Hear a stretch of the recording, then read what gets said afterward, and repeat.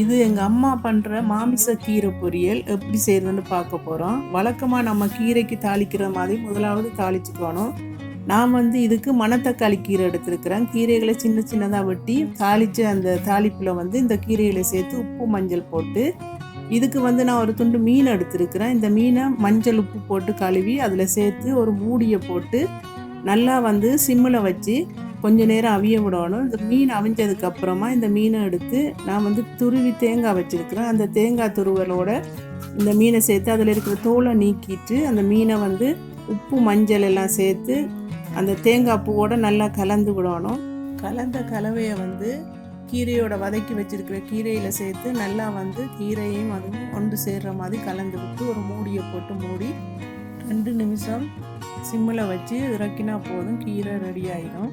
இதுக்கு முருங்கைக்கீரை, அகத்திக்கீரை, பொன்னாங்கண்ணி கீரை சேர்க்கலாம்.